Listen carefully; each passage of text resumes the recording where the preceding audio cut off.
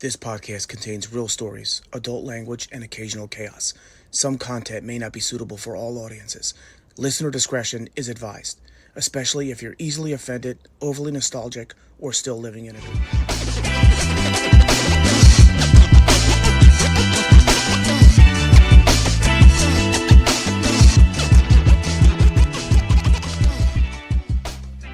Hey everybody, welcome back to another episode of Dorm Disorder. This is going to be part 2 of our interview with Rich Berry. But don't forget, once again, please like, subscribe, follow. Subscribing is going to make sure you get notified every time one of these drop. I am your host, Mike, and here is my co-host, Dan Glorious, 9-4.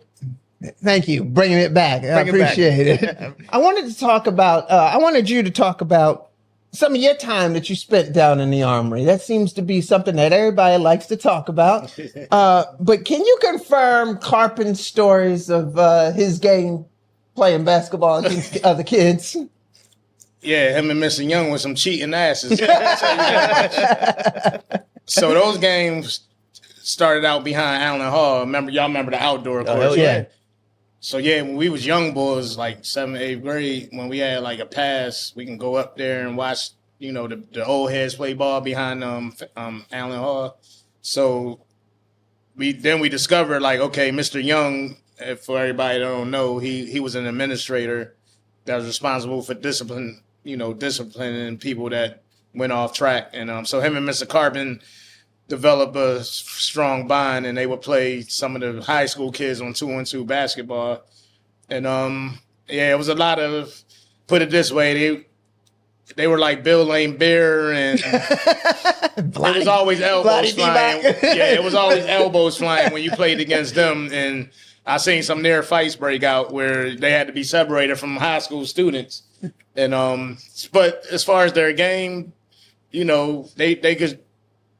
they will pick and roll you to death, which kids coming up in that era, we didn't know how to defend it back then that much. Yeah. They both could shoot. Right. But I noticed when they would meet their match, they would get frustrated because I remember Rob Bryan and Ryan Gardner giving them the business. I remember somebody from class of 90, Elijah Love, was ready to beat up Mr. Carpen. We like, yo, was you on JV when he was on varsity with us? When our 10th grade year would have been your 9th grade year? No. So this was Jai Hill and Elijah Love senior year. Yeah. So he was like, when he was on the court, he was a menace, man. He was a madman. Like, if you bumped into him or something, he'd be ready to fight. No. And I remember we literally had to separate him from Mr. Carpen because Elijah was ready. I think Mr. Carpen reached over his back for a rebound or something, and Elijah caught an elbow in his back, and he fell to the ground, and he got back up. I'm saying, G, what's up, G? What's up, G? What's going on? You cheating, man. Y'all cheating. And that was another thing, too. Whenever they was up, they would make sure the students wouldn't come back, on a rally. But I remember 2 of my classmates, Rob Bryan, shout out to Rob Bryan, Burt, and Ryan Gardner, they beat them. Damon Ringgold and Rob Bryan beat them 2 one time, and Damon was physical too. Yeah. He was a great athlete, man. Wardell's brother. And so they beat him one time. John Hill and me and John played them once, but they were taking my little ass on the blocks, and I ain't had the upper strength yet. That's all they could do. Like, I would get caught on a switch, and Mr. Young would just post my little ass up and making layups on me, and then I started hard fouling them. But I was scared to hard foul them too much because I didn't want to get on probation or get detained. So I was like haphazard, guarding him. But Carpen though, him and Mr. Young was pretty good though. But I think once the younger generation started getting stronger and bigger for their age, they upped the ante a little bit. So they're like, all right, we got to up our game now. But yeah, shout out to GK, man. That's my man. So you played soccer too, right? Baseball. Okay. Yeah, man. Oh man, baseball stories. Whew. The first time I tried out, I remember I was in 10th grade. So the guys who were baseball players were the year above me: Rob Prophet, Chris Canoe, Joey Luca, and then of course Ernie Luca from your class. Yeah. We had Abdullah, John Hill, Tyrone Harding from 90. yeah. Yo, this dude was a beast, man. Tyrone was, Yo, I seen him he would throw the ball from center field to home plate without a hop. Darn. Like, he had that Ken Griffey arm. Shout out to Boone. Shout out to 9-4. Boone. Kyle Beatty. 9-4. Shout out my man Kyle Beatty. Beatty. Yeah, I felt bad for Beatty, man. Gallagher treated him nice, but he was like the Gatorade, man. Beatty, get this. Beatty, get that. Get the lunches. Get the Gatorade, Beatty. Get the lunches. And I used to be like, damn, man, he's only yay big. Let me go help him. Like Kyle B, but Kyle was strong, as y'all know. So I seen him have batting helmets and bats in one arm and balls and other stuff in the other arm. And then I'll be like, come on, Kyle, I got you, man. Give me one of them bags. But so that was a good experience because I got to step outside of my basketball family and get into the baseball realm. Oh, y'all had a dude on y'all team and y'all grade, Paul McMinn.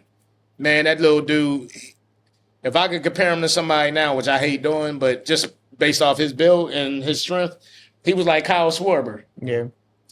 Paul McMahon was the man in baseball. I seen him hit only two people I seen hit a home run on Girard's campus, and he was one of them as a ninth grader, and the other one was Joey Luca. Because there was technically no wall. There was no end to our baseball field. So our baseball field was down where the Gulf Station was. Right. So that meant like you hit it. Oh, he hit it to the Armory ramp. Right, exactly. Yeah.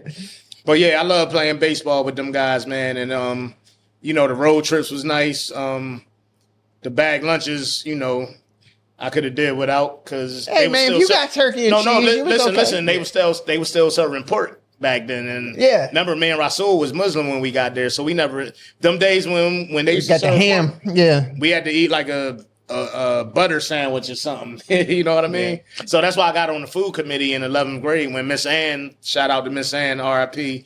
It was like all the people that didn't eat pork got to be on the food committee. I think Hot, was you on the food committee? No. But I'm sorry, man. Sorry. I think me, Gary Scott, I think he was on there. Shout out my brother Raheem. And so we changed the menu my senior year to where they started serving like turkey hot dogs, beef hot dogs. And then on hoagie days, it wouldn't just be Italian hoagies. It would be like turkey hoagie. Turkey hoagie, yep. So, but yeah, them days, man, I used to be watching y'all eat them hot dogs and them bacon and stuff, man. I used to be like, damn, hungry as shit. All I gotta eat was toast and cereal. I'm like, damn, man, what the hell? And so when we got older, those were the days we would hop the wall to go to lunch. Me and some of the other Muslim brothers, and we would hop the wall during lunchtime we would just go to Pete's Pizza or Army Pizza, get whatever we got, and then hop back over by the baseball field because they had that pole right near the wall, so you could boost yourself up. Yeah, but that's weird. It's like the school never even thought that like you might have kids with different dietary needs, whether it be like religion or anything else. It might have just been by choice. Well, you gotta remember it wasn't common back then, though. Right. And if it was, we was in a minority, so they like, oh man, the hell with them. We got bread and butter for their asses. You know what I mean? But I'm glad we was able to spearhead that movement to change the diet. And then once y'all got to be in 12th grade, and like Rasul told me, he was like, yeah, man, thanks to y'all, we got, different options now for people that don't eat pork. So, and that's what it was all about, to make it better for the cats coming up behind us. You know what I mean? So I think you bring up an interesting point too, because I think a lot of people forget we changed dining services and somewhere around like 92 or 91. Mm-hmm. So we actually had, I forget who it was before, but then we moved to Sodexo. Okay. Because that's when we finally got soda machines instead of just drinking. Y'all had soda machines in the dining room? Yeah. Okay. Yeah. No, that's bullshit. I wasn't there for that. You wasn't there for the soda machines? No. Now we had the iced tea and lemonade containers where we can get iced tea and lemonade other than. No, we had straight up Coke, they had like Minute Maid like juice where they could just go up, like it wasn't just milk anymore. I came back to visit Jill. I don't know. I walked in the dining room. I'm like, y'all got Minute Maid all of a sudden, man. Yeah. We couldn't get juice at any point at any time of the only day. In the spring. Remember they would give us an option of iced tea and lemonade? Yeah. But and remember we would get 2 cups? But they had a machine. Yeah, we had a machine. Went in like you're Coke. in a movie theater. Okay. You just put your cup in and just take whatever you want. Yep. That was some bullshit. They hated our ass. That's why they hated our They class. like, we gotta wait till 94 to get Yeah, out I of thought there. that We'll was make a this lot. change. I thought that was like Nah. pre-94. Nah, Okay. because I remember complaining when I went back there. Actually, you know what? I wasn't visiting Jill. Me and Tierre just came in to play ball. We just came in and we just went to Armory and played ball. okay. Shout out to Air. Yeah. T. Morse. Airmatic. Airmatic. So why don't you talk to me about how the girls used to get jealous about other girls, not from Girard, and what circumstance it caused? They're gonna fight. They're gonna fight me for that. Well, I mean, it was, just when we was able to invite like other schools to our dances, and I got a shout out. I think 88 started it, but I asked somebody from 88 who I was with 2 weeks ago, and he said he think it started a class or two before them. Yeah, I think So it was what 86. what started? I think it was 86. Them inviting girls to our school because we had one of 88 brothers used to date Jill Scott, and while she was at Girls High, Right. so that kind of started Girls High coming to Girard for our dances, and then And Little Flower. Hallahan and Little Flower started Yeah. coming too. Okay. Now, I don't know the Yeah. connection with that, but so by the time we became 11th and 12th grade, the tradition that carried on, and I guess it's like any other school where you got outsiders coming in, when the girls that's used to being there by themselves, Right. they see other females coming on campus. So it might have been, I don't recall like no major issues, but I know it might have been with people that was in relationships. I don't know because I wasn't in a relationship. Right. But, if the tables was turned, I'm sure we probably would have felt some kind of way too. Oh, yeah. some dudes Hell coming yeah. up from they Roman. inviting all boys schools to our dances. Like, hold on, what's up? What, we ain't good enough? What's up? What y'all doing here? Yeah, but yeah, for all in all though, like even when we had the all night dance, that marathon, man, that thing was crazy. Yep. I think the brother from your class won, R.I.P. to Jeff Yates. Yeah. I think he won that first year we did. Yeah. You had to, so basically the rules was you had to dance for 12 hours or you couldn't be seen seated down for more than 5 or 10 minutes. Yeah. Right. Was that the rule, Dan? Yeah, it was 6P to 6A. 6 p.m. to 6 a.m. Yep. Yep. And my man Jeff Yates ended up winning. Yo. All right. So you brought up Keith Campbell. So just real quick at that dance. I was dating somebody. Okay. Not gonna get into specifics, but we were at that dance. When the dance ended, we, went our separate ways. And I went to my room and Keith Campbell, I don't know if he was drunk, high, or what was going on with him. He came in my room and he's like, "Where is she?" And I'm like, "Who are you talking about?" He's like, "I know she's in here." He starts looking like, how our desks were connected to the bed. He pulls the chair out. He's looking under the desk. He's going in the bathroom, looking in the shower. I'm like, "Bro, what are you talking about right now?" He's like, "If I find out she's in here, you're going to be in big trouble." And then he just leaves. I was like, yo, that was like the craziest shit that I'm like, I don't even know what prompted it. I walked back to the building by myself. And it was a Friday night, right? Yeah, it was a Friday, so it was Saturday Okay. morning. It was Saturday morning. That shit So was yeah, crazy. then I remember when Voldemort or whatever y'all call it, he got me to DJ one of y'all parties in so this was 96. I think this was you and Tiff senior year. Yeah. And so it was supposed to be me and RIP, shout out Khalif Dennis. We supposed to be, DJing together, but when he heard I was coming to DJ, he was happy because he like, yeah, now I can just chill and dance and chill amongst my peers. And it was girls at that party too that didn't go to Girard, and we was in the basement of Bordeaux. Yep. And I'm like, damn, I remember asking Tiff, like, damn, why this party ain't in Founders Hall? And she was like, they just want to have it in Bordeaux for some reason. And a lot of dark corners in Bordeaux. Dark corner, you ain't lying. A lot of nooks and crannies that hide Hold on, y'all remember the movie nights? On Thursday nights? Yeah. Oh yeah. Man, it was a lot of blue balls going on. Oh yeah. And then, hold on. Did Wardell talk about the flip the snack machine stories? No, but we used to do that too. Okay, Go right so everybody ahead. know about that. Yeah. All right, well, that ain't no big news. Yeah. What about the GC Barber? We haven't talked about the GC Barber, not one episode yet. So when I first got there, man, it was a black lady. Man, her shape ups and everything was tight. I like, Mom, look, I got a free haircut. We ain't got to go to barbershop no more when I come home on the weekends. And then she left midway through Merchant, was my second year, 8th grade. So they bring a white dude in there who I don't think he was that familiar with black people hair. Uh-huh. And I was one and done with him. I'm like, oh no, he jacked me up. Right. But he cut the white boy's hair pretty good. Of course. So then it was a lull. So in between when he left and before they got Mr. Jones' son to cut, right. It was like a year and a half lull. So, every class got a GC barber, right? Yep. Class, everybody got somebody in their class that think they can cut hair. So the end of 88, right before they graduated, shout out to my man Gil Cousins. He was the barber of their class back then. Y'all know his brother Julian and Myra, right? Yep. And so my man Doug, who was my first upper class buddy because of basketball, Doug Cooper, he was like, yo, my man Gil cut. I was like, all right, so I had to get a pass to go from Merchant Hall to Bordeaux. Y'all remember we had to get a pass so we can go to other doors? The haircut pass. Because it was usually during study time. No, I'm saying even if you had to go from, like when I wanted to go see my brother in junior school, I don't remember I had to that. they I signed had like no brother, I guess. It was it was like a blue piece of paper. And that was your ticket to go from A to B on campus. Oh, okay. So I get a pass to go to Bordeaux, and I get knock on Gil door. Like he got that shit set up like a real shop. I'm like, man, my joint gonna be looking fresh. And we had to dance the next night. So man, he started cutting me, man, and then I hear the clippers go a couple times. I'm like, yo, everything good? He like, oh man, it's good. He sprayed him a couple times. He like, don't worry, it's the plug, it's the outlet. He blaming everything.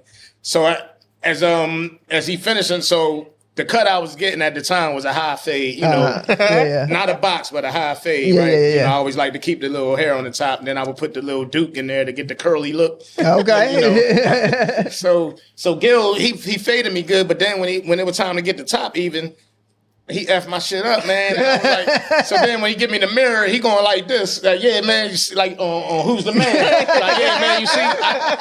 I'm like, hold on, man, let me see. Yeah, I swear, man, he gave me the original Gumby. I was the first one at Girard to have a Gumby because of Gil. Because he couldn't get that shit even.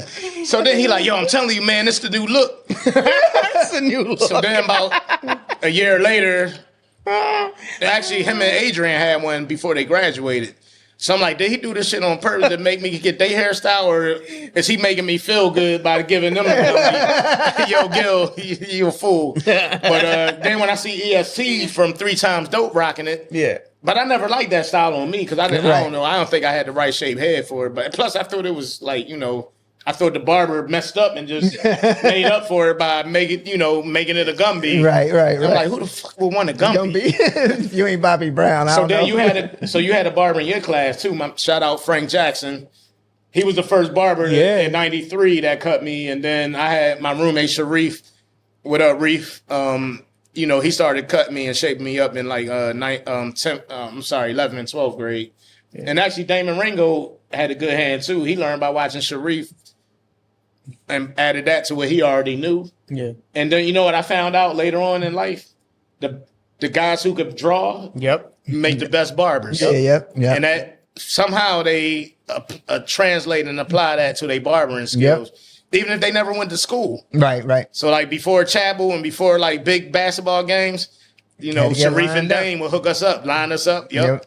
Shout out to our barber, Hiley Vicks, who also could draw. Hiley Vicks, another great draw. Yeah. Shout out Hiley Selassie, was good. Yeah. I never got my hair cut on campus. Not one day. I still got my hair cut on 23rd Street up in North Philly. Now, did they have a barber when you started? Yeah, like, and Mr. Jones' son was Mr. the barber. Jones. Hold on, a good story about him. Shout out to my man Chick. Yo, this dude was a great barber, man. But if he was supposed to cut 5 heads in between after school and dinner, he might have got 2 done. That's what I'm saying. So the rest would come back after dinner. Yeah. He had to cut the clippers off every time he tell a story. Yeah. Right. And by me and him being from Germantown, we knew kind of the same people, even though he was older than me. But he like, such and such. I like, he grew up on Haines Street. Oh, man, let me tell you about him. Then he cutting. Then everybody like, yo, dude, we got to go to dinner in like 45 minutes. Right. That's why I never got my hair cut at Girard. So then he was like, just come to the apartment. I'll cut y'all out the apartment. So we had to go to his apartment to get cut. But he had a great hand too, man. Yeah. I went to a hair show. He cut my hair at a hair show. Word? Yeah, I had a pair of green jeans. Green jeans. I had an Oakland Athletics. 'Cause I was, I still was Phillies fan, but I like the Oakland Athletics back out then. Yeah, Canseco, McGuire. Yeah. Bash So Brothers. I won some money for a spelling bee, and I went down. I bought like a fake Oakland Athletics, like it was Oakland Athletics, but it wasn't a real jersey. Right. And he cut a part in my hair and like put green in the part, and then like put some bedazzled shit on it. And it was like a club in North Philly. The sisters loving you. And I just went and I went out there and I walked. I did my little turn. Boom! Look at the look at the part with the bedazzled, and then I walked off. But it was he cut my hair. We were in somebody's house in North Philadelphia. Right. I remember we were watching Temple versus Michigan to get to the Final Four. Oh man, don't remind me of that game. I wasn't get into that, but yeah, that'd be a good segue to the sports. So we're running real short on time. Okay. I want you to talk about what one of your little ventures you got going on, and we're gonna have a little taste test here, right? So, well, I do a little cooking and catering on the side other than my postal job, and it's just a hobby I got from my grandmom, and she was right about she was right about a lot of stuff, but she told me when I used to watch her cook, when me and Rasul lived with her for periods of time, she like, boy, the way you like to eat, she was like, you're gonna have to learn how to cook. And she said, you learn how to cook. She like, you always have a woman in your life. And, she wasn't lying about that part. Right. And I just developed the habit like in my 20s, like when I left Drexel, and then I started cooking when I still lived at home because my mom would work late. No. And then I would be her home from work back in the day, before I had bought my first house. And my mom got spoiled, had me come over, cook Sunday dinners. I do. The first girl I trained at the post office, she had a baby in that first year. So she was like, man, I need somebody to cook for my baby shower. And she was like, I like what you made for lunch that one day.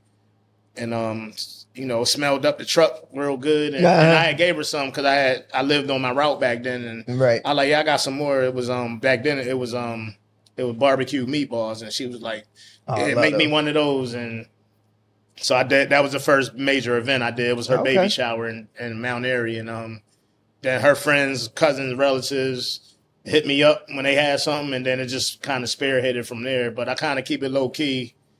Just because it's just me, and with my postal job, it's like real demanding, like especially this time of year, I'm working 10 to 12-hour days because it's like prime time, people on vacation and stuff. So normally Sundays is my big day where I get hit up, and even if I get hit up on a Saturday, if I got to work, I just get up like 4 or 5 in the morning, hook it up before I go to work, and then people will pick it up from me from my house.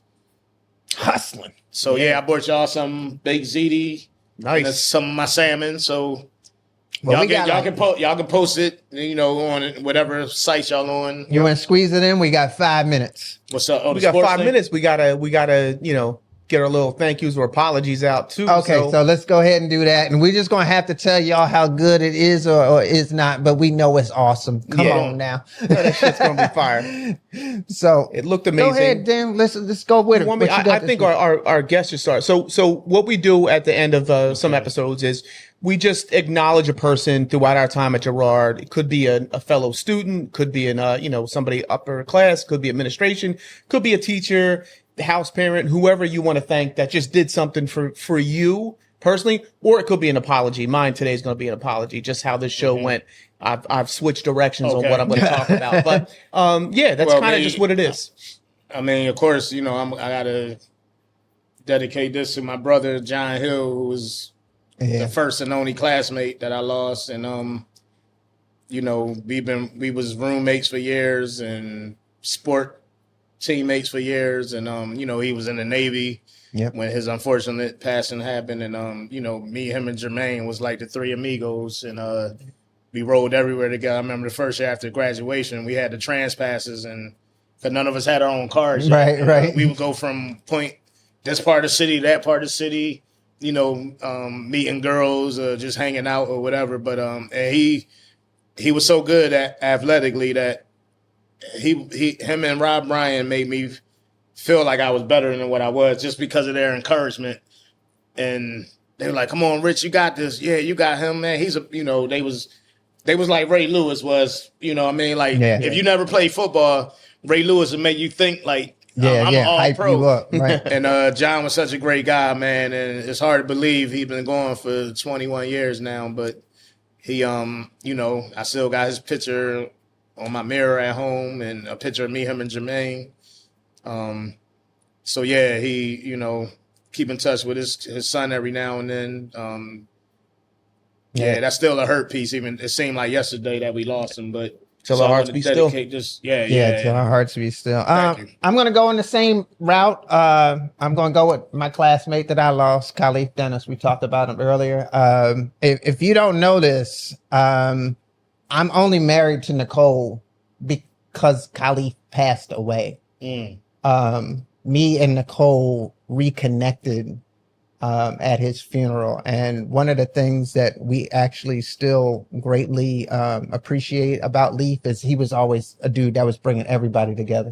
And here this dude left this existence and he got us reconnected. And we hadn't seen each other in probably 20 years until we saw each other at his funeral. And we'll probably be together for another 20 years. So thank you, Khalif. Love you, brother. You put me with my soulmate. Till our hearts be still. Now, they made this all somber, so I can't go in the direction that I wanted to go, so I'm very glad I went last. So I'm going to talk about a particular person that I spent a lot of time with in the class of 93 and 94. We rejoined in the class of 94, but I'm going to give a shout out to Eugene White. You two didn't have to go through this, but coming back to Girard and repeating a grade, especially a grade as high as 10th, it's tough because my brothers who I spent 8-9 years with are now in 11th grade. They're 1 year closer to finishing. And I'm back in 10th grade. I'm in a new class. I don't really know many people. I knew Eugene and I knew Tierre, but I didn't really know the entire class. Right. As a kid, you don't know how you're going to be how you're going to be received. Like, are they going to be cool with me? Are they going to give me shit because I failed? Like, I don't know how this is going to go. So the very first day we come back, night's fine, go to sleep. We get up, we have gym that next day. Listen, I grew up, I don't make no bones about this. I grew up poor. I grew up blue collar, low dollar. You know, we didn't have a lot of money. So, I had a pair of tracks. You know, that's the 4-stripe Adidas. For those that don't know. And those tracks were worn through to the part where my sock was coming through that shoe. So we're playing basketball gym. It's first gym class. They don't have nothing planned. They're like, here's hour and a half. Just go have some free time. Right. So my sock keeps coming out of my shoe. Eugene calls me over and says, I can't continue to watch you play ball with your sock coming through. Took his Jordans off his feet and gave them me. And let me play the last 45 minutes of gym class. So, like, for me, that generous offer, like, allowed me to know, like, this class is cool. Everybody there is going to be cool. And it was the first moment where I felt, like, accepted. Like this shit was cool. And I'll always be grateful for that. Those small, generous things that people do for people, like, kind of, like, leave lasting impressions. So I don't know if Eugene's on YouTube or not, but I know he sees our stuff on TikTok. So quick shout out to Gene White, class of 9-4. And this is proof that even assholes are nice sometimes. I mean, I'm talking about the whole class because Gene had his moments. Oh, hell yeah. Yeah, so that's an awesome story. I honestly would never have pictured Gene in that light. So thank you for bringing that to us. Yeah. Well, any last words, brother? Yeah. Oh, yeah, I just wanted to shout out all the old heads that came before us as well, especially in sports. And, you know, the Jai Hills, the Terrence Wrights, Jay Fitzgerald, Michael Leatherberry, Sunga Willis, RIP. Like, Girard had some great athletes that came through. And just think, like, a guy like George Hageman, if he never would have had that misfortune, he would have never had a Super Bowl, right? He might have never been in the NFL. Yeah. So some things are blessings in disguise. Right. The guy you asked me about earlier, Maurice Williams, great athlete. Yep. John Scruggs, we had some great athletes. Even Dan Young and Hassan and Khalif and Liv. Oh, yeah. I remember I used to come to y'all games. Yeah. Yeah, I still go to the games, man, to represent for the younger cats. But hopefully we can keep this going, man, and hopefully more of the older guys would start supporting the current students. Yeah, more. absolutely. I think we need more of that because I noticed some of the older guys, starting to do it more, but I would love to get that out there too. Yeah, for sure. Yep. Well, everybody, thank you for tuning in for another episode. We're going to say goodbye to Rich this week, but next week we're going to have somebody new for you, and it's going to be a female. It's going to be a woman, I should say. Yes. Well, thank you so much. Please don't forget, subscribe, follow, and we'll see you next week on another episode of Dorm Disorder. Smash that like button. I mean, smash it hard. Yeah, we all right, man. I'm gonna Peace send out out. some group texts, so tell them to smash that button like they would smash BBW.